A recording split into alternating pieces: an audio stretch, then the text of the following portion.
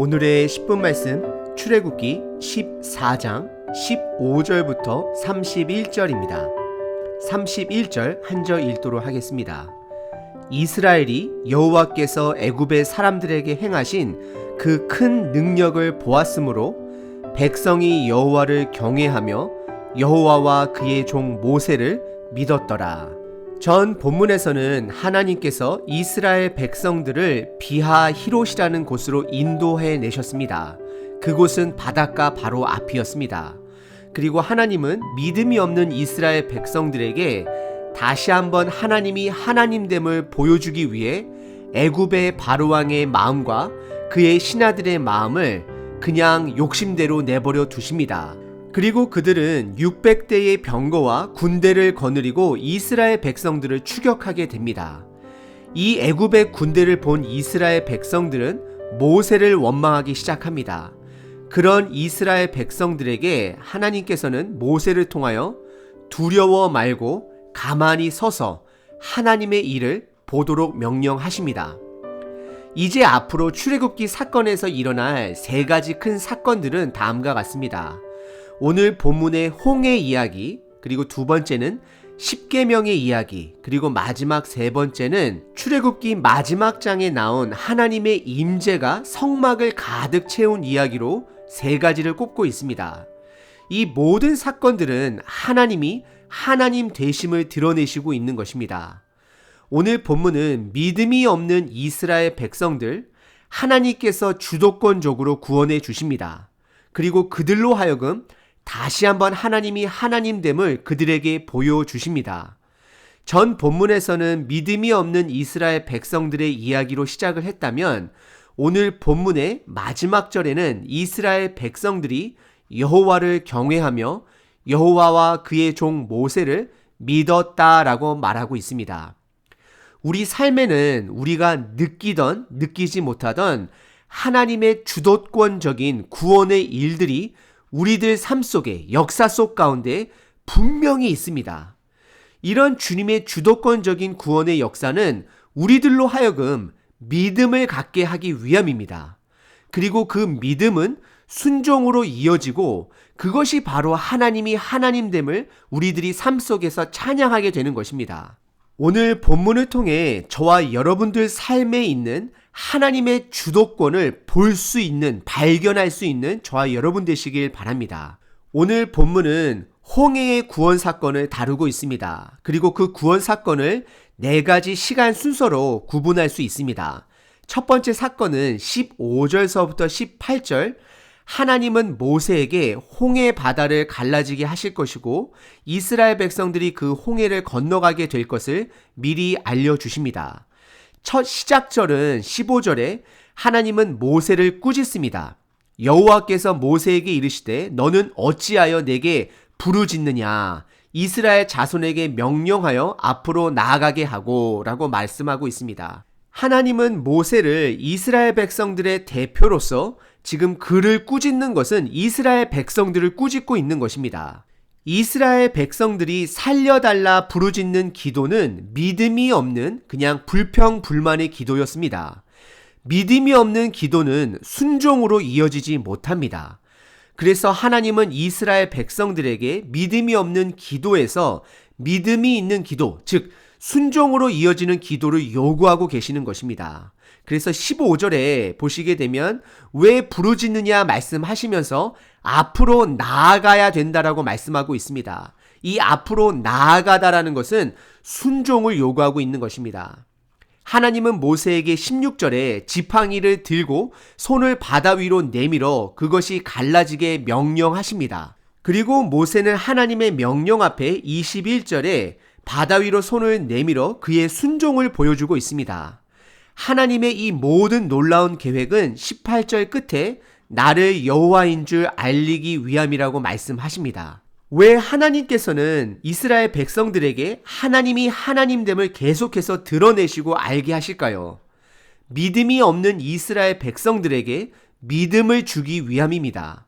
하나님은 지금 주도권적으로 구원의 일을 이끌어가고 계십니다. 두 번째 사건은 19절과 20절, 이스라엘 백성 코앞까지 추격해온 애굽의 군사들을 구름 기둥으로 그들을 결박시키십니다. 19절에 앞서가던 구름 기둥이 이스라엘 백성들의 뒤로 가서 애굽의 군대가 이스라엘 백성들에게 못 오도록 그들을 막고 계십니다. 여기서 특이한 점은 19절에 그 구름 기둥을 하나님의 사자라고 표현합니다. 출애굽기에서는 하나님께서 본인의 임재를 여러 가지를 통해서 그들에게 보여주십니다. 모세에게 처음으로 불타는 떨기나무를 통해 하나님의 주도권적으로 그의 임재를 드러내셨습니다. 그리고 이스라엘 백성들에게는 구름 기둥과 불 기둥으로 그의 임재를 드러내십니다. 그리고 지금 현대 시대에 우리들에게는 예수님을 통해 분명한 그의 임재를, 하나님의 임재를 드러내셨습니다. 하나님의 임재를 우리에게 드러내시는 것은 우리로 하여금 그분의 주도권을 우리들이 인지할 수 있도록 하는 것입니다.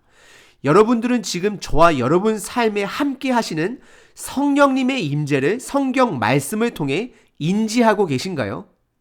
그분의 주도권을 내 삶 속에서 볼 수 있으면 믿음이 생기게 되는 것입니다. 그리고 오늘 본문의 세 번째 부분은 21절과 22절에 모세가 하나님의 말씀대로 순종하여 홍해가 갈라지게 되는 사건을 말하고 있습니다. 홍해가 갈라지는 사건은 우리가 영화나 기타 영상으로 많이 보던 장면입니다. 하지만 대부분의 영상들은 정확하지가 않습니다. 모세가 지팡이를 드는 순간 갑자기 순식간에 홍해가 갈라지는 것으로 저희들이 많이 보고 있는데요. 하지만 오늘 본문에 보시면 21절에 큰 동풍이 밤새도록 바닷물을 물러가게 했다라고 말합니다. 홍해가 갈라지고 땅이 마르기 위해서는 적어도 밤새 6시간 정도는 하나님께서 동풍을 불어 그 땅을 마르게 하고 바다를 가르신 것입니다. 많은 학자들이 이 부분을 과학적으로 접근합니다. 그리고 홍해 바다에 건너간 위치 또한 가장 폭이 적은 곳을 보기도 하고 또 원어에 바다라는 단어가 갈대라는 뜻이 담겨져 있기 때문에 갈대가 있는 북쪽 지역의 바다 근처가 될 것이라고 추측을 하기도 합니다.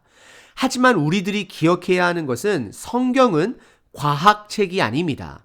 성경을 과학으로 해석하려고 하면 오류가 생깁니다.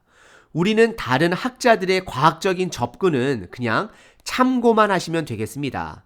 분명한 것은 모세의 순종으로 그리고 하나님의 권능으로 밤새 바다가 강한 뜨거운 동풍으로 마르게 됐다는 것입니다. 실질적으로 갈라진 바다를 걸어가는 것은 갯벌 바닥을 걷는 것으로 수많은 사람들이 짐을 가지고 걸어갈 수 있는 길은 아닙니다.